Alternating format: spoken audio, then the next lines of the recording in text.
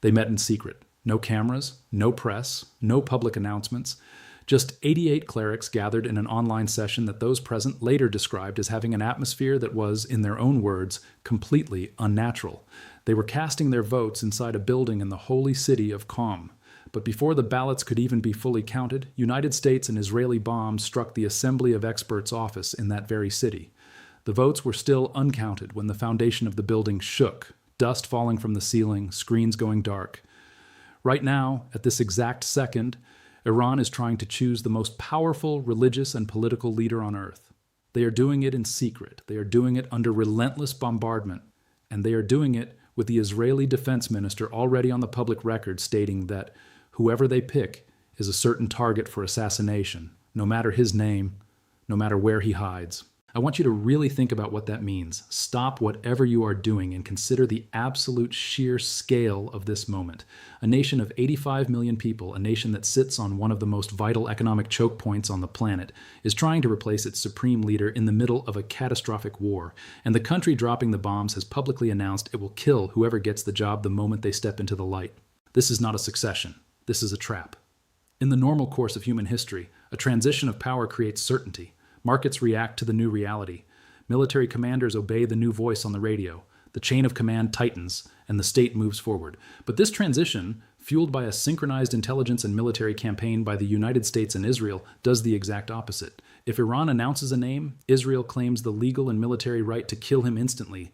If Iran hides the name, staying silent to protect their new leader, Iran looks entirely leaderless, weak, and fractured to its own people, leaving the Revolutionary Guard as the only visible authority. Either choice weakens the state, and in war, especially a war of this magnitude, weakness does not buy you time. Weakness invites more strikes. So the Assembly of Experts is voting inside a lethal paradox. Speak, and you become a target. Stay silent, and you lose all legitimacy. That is what makes the atmosphere inside these secret meetings so incredibly unnatural. These clerics are not choosing a leader for the next decade. They are not mapping out a 10-year geopolitical strategy. They are trying to choose a leader who simply has the ability to survive the next 48 hours. And if that leader dies, the entire process has to restart, but it will restart weaker, smaller, and more terrified until the institution itself breaks or the entire country fractures into warlord factions. Every single bomb that hits the ground today is directing the succession itself. You need to stay with me for this, because what is happening inside Iran's leadership right now, in the shadow of American and Israeli military dominance, is not just about who sits at the top of one single government in the Middle East. It is about whether that government survives at all. It is about whether a nation-state can exist when its entire command structure is being systematically hunted. And more importantly, it is about what happens to the rest of the world if it doesn't survive. Because a collapsed Iran does not mean peace. A collapsed Iran means rogue military commanders, unaccountable proxy armies, and a global energy market thrown into absolute chaos. Welcome to Prime John AG. We do not tell you what the headlines say. We tell you what the headlines are deliberately built to make you miss. If you appreciate the truth without the filter, subscribe to the channel and let us know down in the comments exactly where you are watching from tonight, your city, and your country. Now, we have to start at the beginning, because to truly understand the sheer panic inside the Assembly of Experts, to understand why the United States and Israel are acting with such unprecedented aggression, you need to understand what was destroyed on February 28, 2026, and the massive gaping void that destruction left behind. It was the morning everything changed. At exactly 9:40 a.m., Tehran time on Saturday, February 28th, the sky above the Iranian capital filled with thick, black, apocalyptic smoke. I want to be clear about this. This was not a tactical strike on some isolated missile silo deep in the desert. It was not a skirmish on the border. This was a decapitation strike on the very center of Tehran. The target was the compound that houses the offices and the private residences of the Supreme Leader, the President of the Republic, and the Iranian National Security Council. 3 distinct, highly fortified sites struck simultaneously in broad daylight. How did this happen? United States intelligence agencies had gathered highly classified, real-time information about a massive, critical meeting taking place that exact morning. The Supreme Leader, Ayatollah Ali Khamenei, was sitting down with the absolute highest echelon of his senior military and political leadership. That intelligence, precise down to the minute, was immediately shared with Israel. Armed with American data, Israel moved the timing of their planned operations forward. They did not wait. They adjusted their entire military apparatus to catch this meeting while it was still in progress. The result was devastating.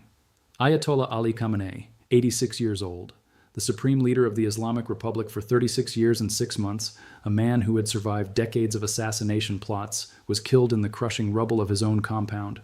But he did not die alone. Several members of his immediate family were killed as well. His daughter, his son-in-law, a grandchild, and a daughter-in-law were all wiped out in an instant. Days later, reports began to leak out that his wife had also died from the catastrophic injuries she sustained in the blast.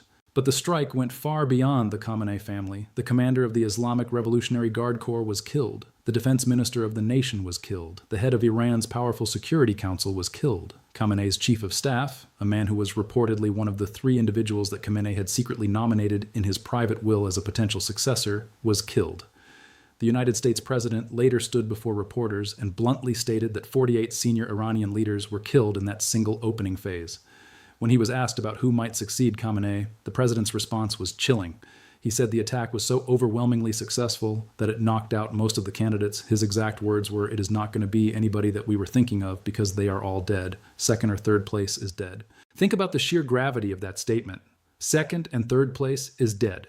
Iran did not just lose its supreme leader that morning. It lost the entire first tier of its planned succession. It lost its military brain trust. It lost its security apparatus. All evaporated in the span of 60 seconds. And now, under continuous bombardment, with drones circling overhead, and under an explicit public threat of further assassinations from Israel and the United States, Iran must somehow find a man willing to lead 85 million people through a war that is not slowing down, but accelerating every single hour. They are trying to do this using a constitution that has never, ever been tested under these conditions. Under fire, the Iranian constitution is actually very precise about what is supposed to happen when a supreme leader dies. Article 111 mandates the immediate formation of a temporary leadership council. This council is designed to exercise the supreme leader's absolute powers until a permanent successor can be named.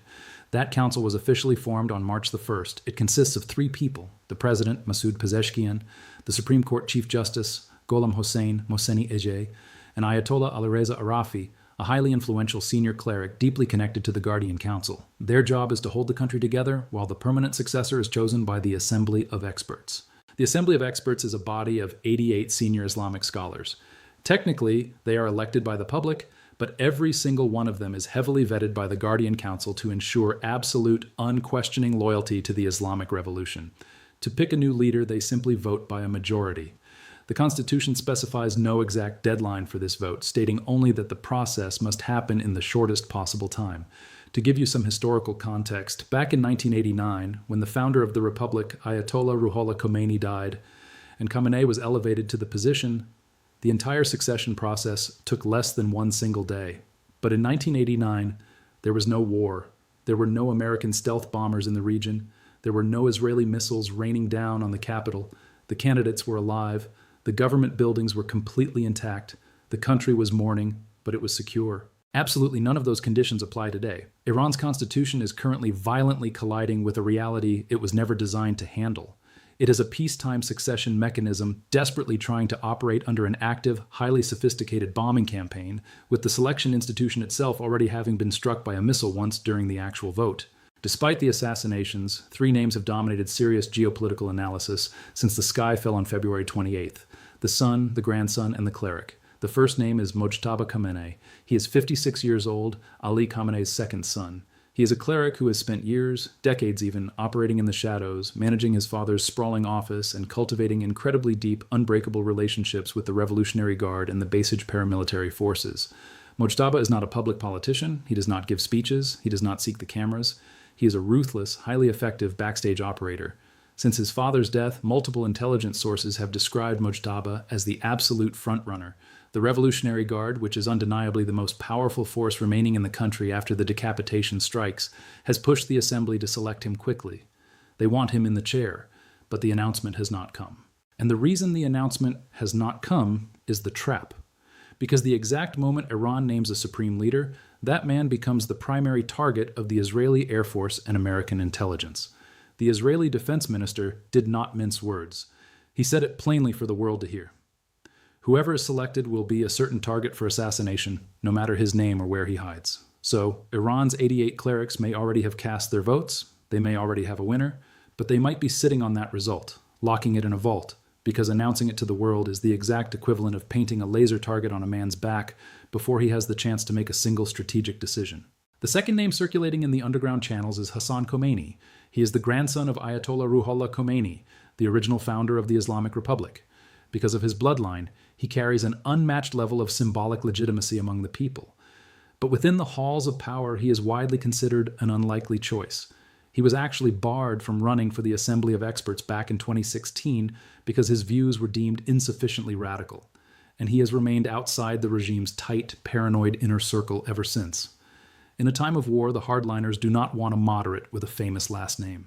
The third name is Alireza Arafi. He is 67 years old. He is a member of the Guardian Council, the deputy chairman of the Assembly of Experts, the head of Iran's entire seminary system, and he is already sitting on the three-man interim council. He is perfectly positioned institutionally, and he is widely viewed by the West as a staunch, unyielding hardliner. Three distinct candidates, three very different versions of what Iran could become, and yet none of them can be publicly named without immediately becoming the next target of an American-backed Israeli bomb. Which brings us to the vote that actually got bombed. What happened on March 3rd is not some minor footnote in this war. It is the defining story of this entire crisis. The Assembly of Experts convened, reportedly through a secure online network, to cast their votes. Surviving members later leaked details, describing the session as incredibly rushed and panic-stricken. Objections were given almost no time. Deep theological and political discussions were abruptly cut off. The clerics were terrified. The vote was held. And then the bomb struck the Assembly of Experts office in Qom. The missiles hit after the votes were cast, but before the count was fully completed.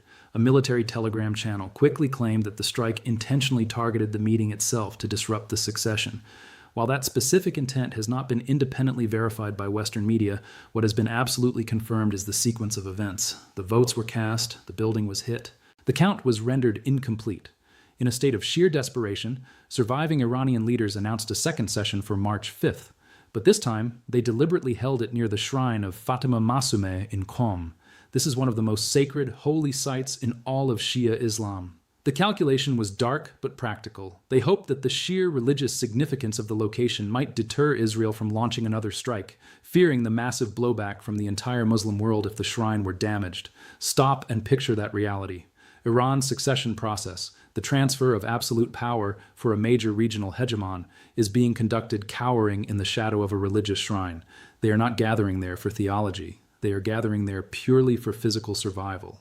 But what the clerics want, and what the Constitution dictates, is completely secondary to what the Revolutionary Guard wants. This is the structural reality that almost all mainstream media coverage completely misses. The formal process, the Constitution, the 88 clerics, the paper ballots, that is all theater right now. That is not where the real power in post-Khamenei Iran currently resides. The real, raw, kinetic power resides exclusively with the IRGC. The Islamic Revolutionary Guard Corps is the military, the economic, and the political spine of the Islamic Republic. They do not just march in parades. They run vast intelligence networks.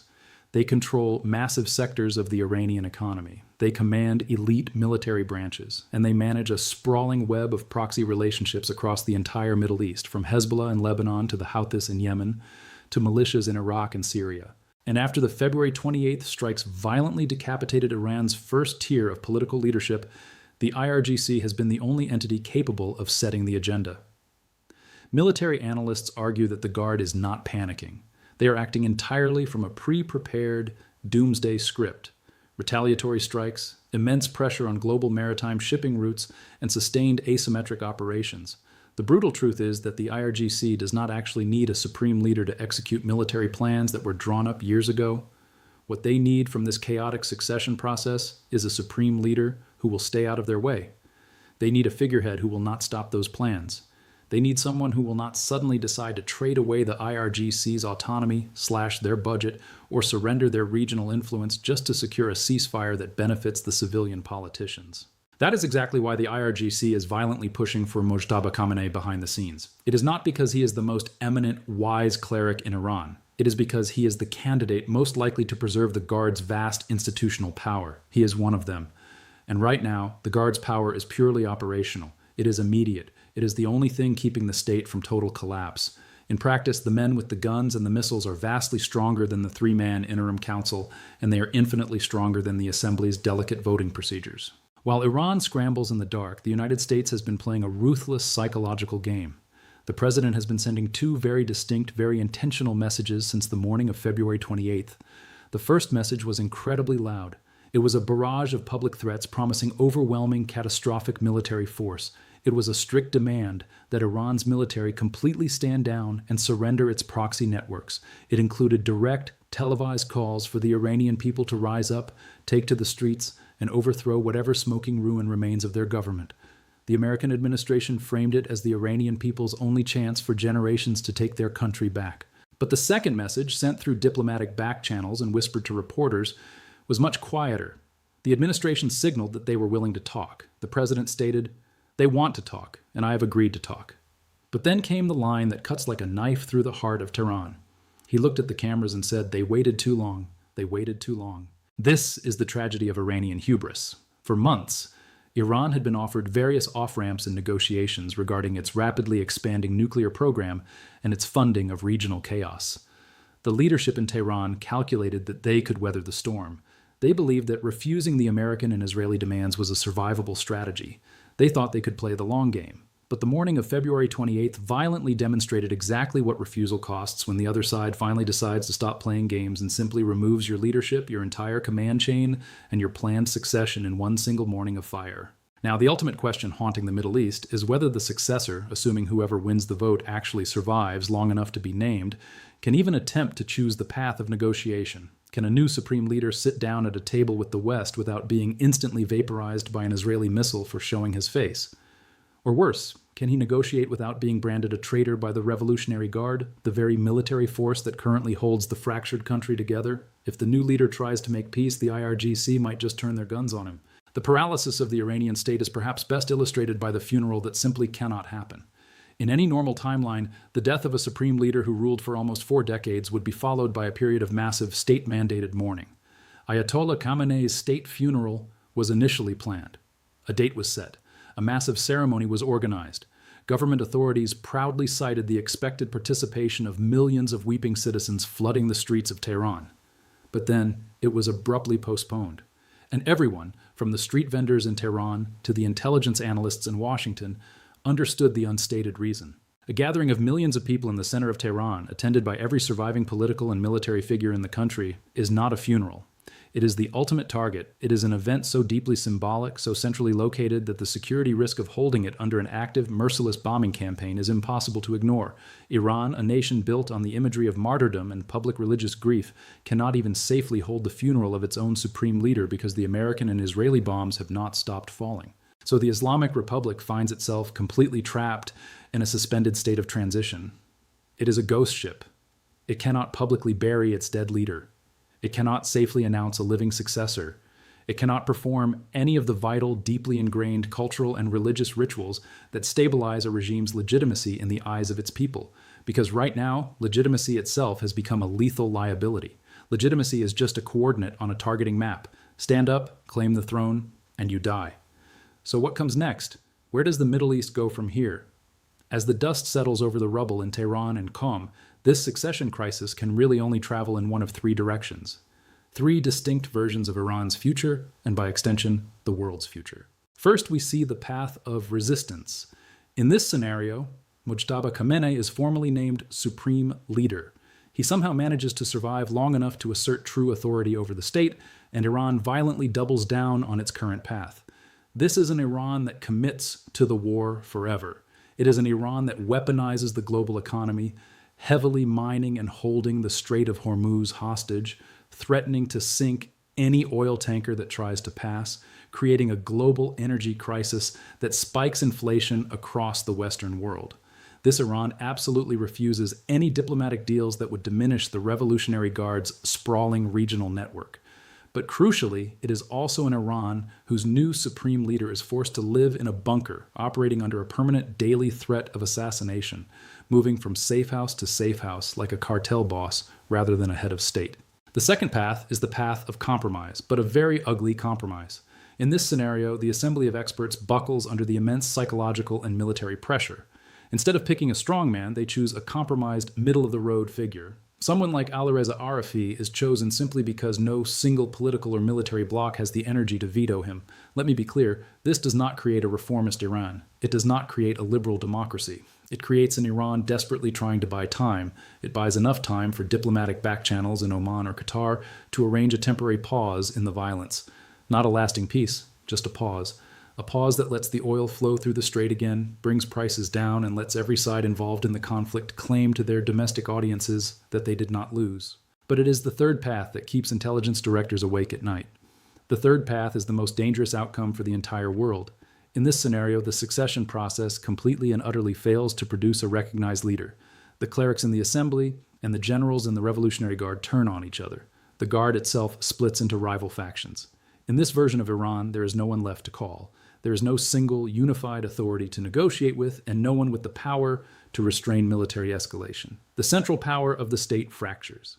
But here's the terrifying part. The ballistic missiles do not disappear. The fleets of suicide drones do not vanish. The proxy armies in Lebanon, Yemen, and Iraq do not lay down their weapons, and the strategic geography of the Strait of Hormuz does not change. Instead, all of these apocalyptic tools fragment into the hands of competing rogue military commanders. You no longer have one hostile nation-state. You have half a dozen heavily armed, radicalized warlord factions, all possessing advanced weaponry, all fighting for supremacy, and all willing to drag the United States and Israel into a forever war to prove their strength. Right now, as you listen to this, there is a chair in Tehran that sits completely empty. For 36 years, the man who sat in that chair commanded 85 million people. He directed proxy armies that shaped the borders of the Middle East. He controlled a highly controversial nuclear file that terrified the Western world, and he set the absolute agenda for one of the most complex security states on Earth. Today, 88 terrified clerics are trying to decide who gets to sit in that chair next. They are doing it online. They are doing it hiding near holy shrines. They are doing it under active bombardment. They are doing it while the state of Israel publicly promises to put a missile through the roof of whoever they choose. And they are doing it while the men with the guns, the Revolutionary Guard, watch their every single move, ready to execute anyone who shows a hint of surrender. The chair remains empty. The bombs are still falling from the sky. The Strait of Hormuz, the jugular vein of the global economy, is still just barely open, choked with military vessels and nervous shipping fleets. And somewhere out there, caught between secret online sessions, indefinitely postponed state funerals, violently threatened candidates, and massive oil tankers waiting in contested, dangerous waters, the next bloody chapter of this global conflict is being written. It is being written by people whose names we may not even know for days or weeks or perhaps even longer. Iran may have already chosen its next supreme leader in secret, or at the very least they tried to. The count was interrupted by the roar of an airstrike, the collapse of concrete, and the severing of communications. The world is holding its breath, still waiting to learn who, if anyone, actually survived the vote. This has been Prime John AG. If this deep dive analysis gave you something real tonight, if it helped you see through the fog of war and understand the massive geopolitical earthquake happening right now, do not keep it to yourself. Share this with someone who needs to understand what is truly happening behind the sanitized headlines. The world is moving incredibly fast and the stakes have never been higher. Stay informed, stay vigilant, and stay with us.